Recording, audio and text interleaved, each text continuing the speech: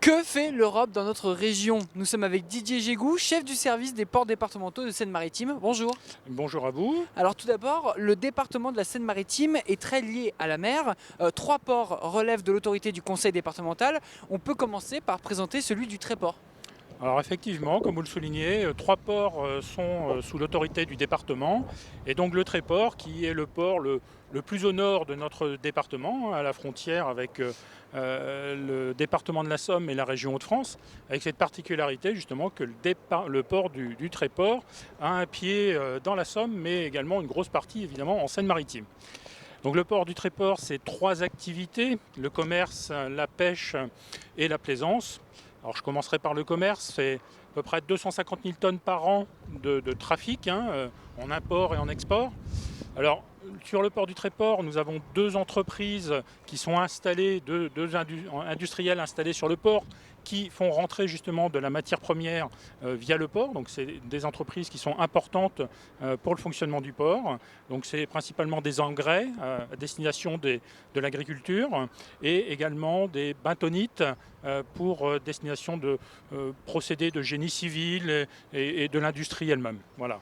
Et, et Derrière, on a également sur le commerce d'autres produits qui sont traités en export, notamment comme des broyats de pneus, du granusil. Bon, c'est des activités de niche, mais voilà, qui représentent quand même du trafic sur le port. il y a aussi le port de Fécamp. Oui, alors le port de Fécamp, c'est pareil, trois activités, le commerce, la pêche et la plaisance. De manière à peu près identique au Tréport, c'est 250 000 tonnes par an de marchandises qui sont donc pareil en 80% d'import, 20% d'export. Alors beaucoup plus tourné sur le traitement des produits du bois sous toutes ses formes, panneaux de particules, planches, lames de terrasse par exemple, mais également à proximité il y a de l'extraction en mer de grappes de mer donc qui arrive sur le port de Fécamp chaque année. Voilà. Donc la pêche également est importante sur le port de Fécamp avec sa criée qui est un acteur majeur justement en relation avec le port du Havre, bien sûr, puisque les pêcheurs du Havre sont aussi à Fécamp et font transiter leurs marchandises par la criée de Fécamp. Et la plaisance, puisque Fécamp est quand même un port important avec 650 anneaux en eau profonde, plus un port à sec où on a une centaine d'anneaux de place à terre également de proposer. Et enfin, on a celui du Havre. Nous sommes d'ailleurs ici sur le port de pêche. C'est un port qui accueille tout au long de l'année une trentaine de bateaux et une centaine de marins. Qu'est-ce qu'on y trouve?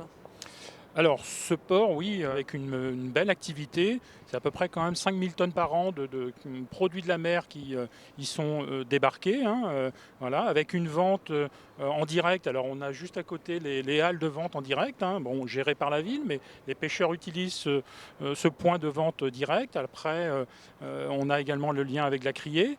Et on y trouve principalement la coquille Saint-Jacques, la sole, le turbo, les espèces locales. Il faut dire que la pêche, que ce soit sur Le Havre, Fécamp ou le Tréport, est une pêche de proximité. On a beaucoup de navires dans les 10, 12, 15, 16 mètres et moins de navires au-delà avec des tailles de 25 mètres. Ce port a été constitué au milieu des années 90 en raison de sa vétusté. Des travaux ont eu lieu en 2019 et en 2020. Quels sont les aménagements qui ont été faits?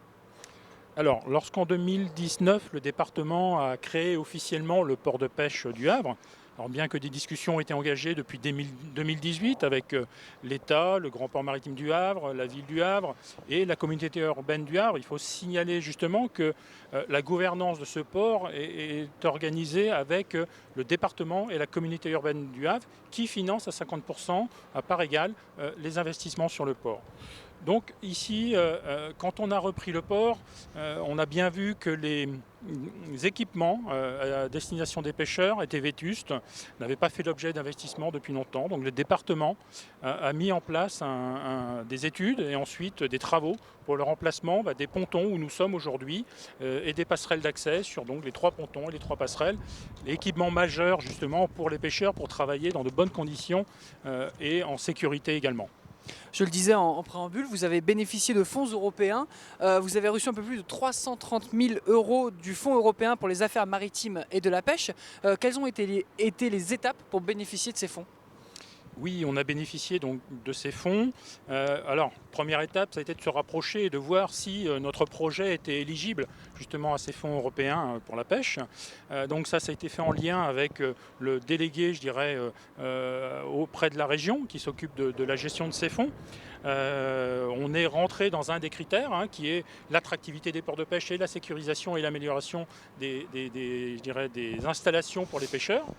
Et donc, après cela, on a déposé un dossier auprès de l'organisme de gestion de la Normandie, de la région Normandie. Tout cela dans un circuit administratif interne au département pour autoriser le président du département à signer les futures conventions, à engager les procédures, et pour aboutir donc au mois de septembre 2018 à la signature d'une convention entre la région et le département pour justement l'attribution de ces fonds et nous permettre de lancer l'opération qui a débuté au mois de mai 2019. Et au final, combien au total ont coûté les travaux et de quelles autres sources de financement avez-vous pu bénéficier? Alors, le montant global des travaux, moi je parle de travaux et de l'opération, puisqu'il y a eu des études, il y a de l'accompagnement avec la maîtrise d'œuvre et la réalisation des travaux également. On était sur 557 000 euros TTC de travaux, un montant quand même important. Et donc on a bénéficié, comme vous le soulignez, de 330 000 euros de FEAMP, mais également d'une partie de financement par la région de 20%, 110 000 euros à peu près de financement par la région pour justement mener à bien cette première partie, je dirais, d'aménagement, de réaménagement du port de pêche. Et en quoi ces fonds européens ont été utiles, voire indispensables au développement du projet? Alors, ces fonds-là rentrent dans une stratégie générale. C'est-à-dire que quand le département a repris le port, a créé le port en 2019, et on a fait je dirais un diagnostic du fonctionnement de ce port. On a tout de suite vu, comme je vous le disais, que les équipements pour l'amarrage, l'accueil des navires étaient obsolètes. Donc c'était la première opération. On a également en vision une deuxième partie d'opération qui consiste à aménager l'ensemble des espaces du port de pêche qui nous ont été attribués pour permettre justement aux pêcheurs de travailler dans de meilleures conditions. Et quelles sont aujourd'hui les autres perspectives? Alors, on reste sur ces perspectives-là, c'est-à-dire que c'est des aménagements, notamment il y a une étude en cours sur ces futurs aménagements qui sont en cours. L'étude est en cours en 2021, on espère voir sortir le projet en fin 2021-2022 et serait un investissement encore plus conséquent que ce qui est fait aujourd'hui. C'est surtout pour permettre aux pêcheurs de travailler dans de très bonnes conditions. Ce serait de fermer également le port au public, puisqu'on voit qu'aujourd'hui le port est ouvert à tout le monde. Les pêcheurs n'ont plus forcément beaucoup de place pour stationner. Donc c'est aménager les stationnements, les circulations, la qualité de l'éclairage pour eux, parce que c'est des métiers évidemment qui travaillent au rythme des marées et donc de jour, de nuit, et donc ont besoin de qualité d'éclairage également. La vidéosurveillance pour améliorer encore la sécurité également ici sur le port, puisque malheureusement certains pêcheurs et certains équipements subissent des actes de vandalisme. Voilà, c'est regrettable, mais donc la vidéosurveillance permettra au moins peut-être de limiter ces vandalismes-là. Et vous pensez que vous aurez besoin à nouveau de fonds européens dans les années à venir? Oui, justement, ce projet, cette deuxième phase de travaux sur le port, nous allons regarder auprès du nouveau programme européen, puisque c'est un nouveau programme 2021-2027. On n'a pas aujourd'hui encore les critères d'éligibilité sur lesquels nous pourrions nous positionner. Ça fera l'objet d'échanges justement avec le référent auprès de la région sur ces fonds européens et nous irons faire une demande, le cas échéant, justement auprès de ce référent-là et de la région pour obtenir des fonds européens. Aussi bien pour Le Havre que pour d'autres ports comme Fécamp? Tout à fait, c'est tout à fait vrai. Les deux autres ports de Fécamp et du Tréport gérés pour lesquels le département est autorité portuaire, nous travaillons et nos concessionnaires, que sont les CCI Seine-Estuaire et Littoral Hauts-de-France pour le Tréport, ont des opérations qui se voient attribuer du fonds européen, notamment là dernièrement sur le port de Fécamp, des pontons neufs pour les pêcheurs ont été installés avec une participation justement de 80% par le FEAMP.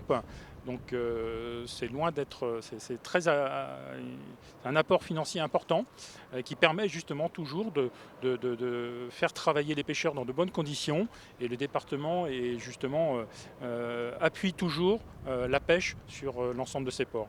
Au Tréport, un autre exemple également d'investissement important, c'est sur l'unité de production de glace qui a été complètement retravaillée aujourd'hui. Les travaux sont en cours en ce moment et vont se terminer au mois de février avec un nouveau système plus écologique justement aussi et, pour produire de la glace.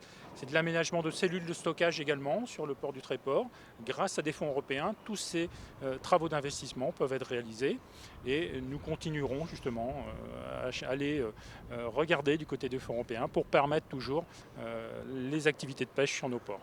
Et avec le Brexit qui est en pleine actualité, est-ce que le port du Havre va devoir s'imposer un peu plus ou a un peu plus d'intérêt et d'importance dans l'Union européenne?